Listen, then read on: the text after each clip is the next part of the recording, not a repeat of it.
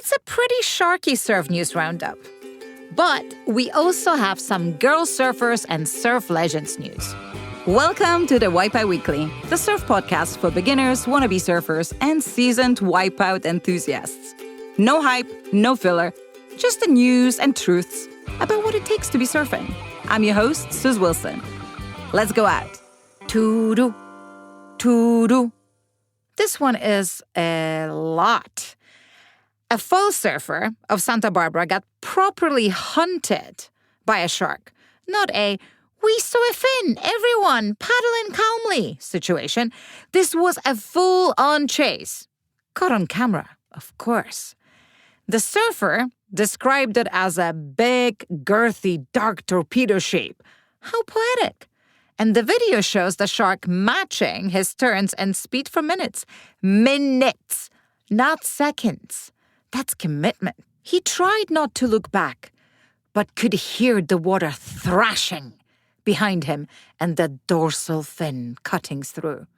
At one point, it disappears, then comes back, which honestly feels a bit worse.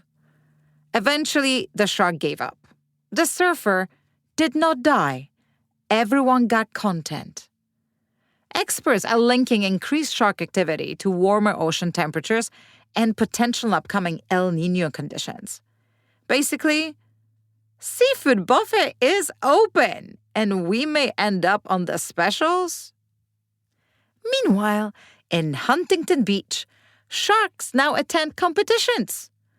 As if one shark story wasn't enough, a shark sighting shut down the Vans Jack Surfboards Pro for 24 hours. No injuries, no drama.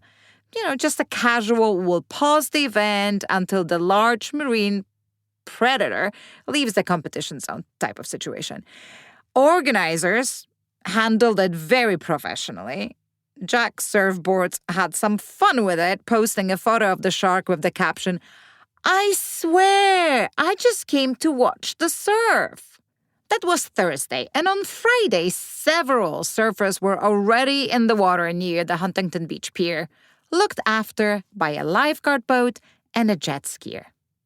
Wait, that was last Thursday, and just in, a 9 to 10 foot great white shark has been spotted off Huntington Beach again, and it has prompted another closure.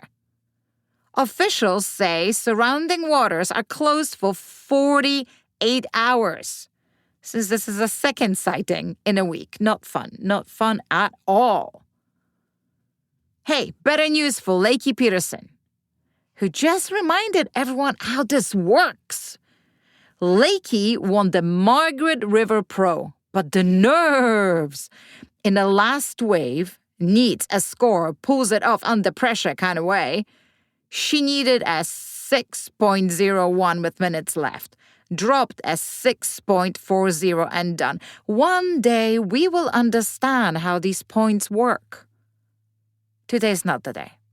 This is her first win since 2023, and it puts her tied for first in the championship tour standings after 2 events. And then there's Steph Gilmore at the bottoms of the rankings. What?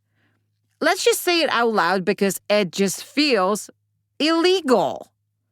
Stephanie Gilmore is currently ranked dead last on the championship tour. What is happening? 8-time world champion, dead last. But before we all panic, here's some context. The 2026 format removes the non-elimination round, and Stephanie is coming back after time off. Stephanie takes it all in stride. In a conversation with Wide World of Sports, she said, "I have a lot of expectations for myself, but to be honest, I kind of feel like there's no pressure on me. Anything from here on out is a bonus. I always want to put on a good performance and do my very best surfing in every heat. Of course, the whole reason why we do the tour is to win world titles." For us, this whole thing just feels like a glitch in the matrix.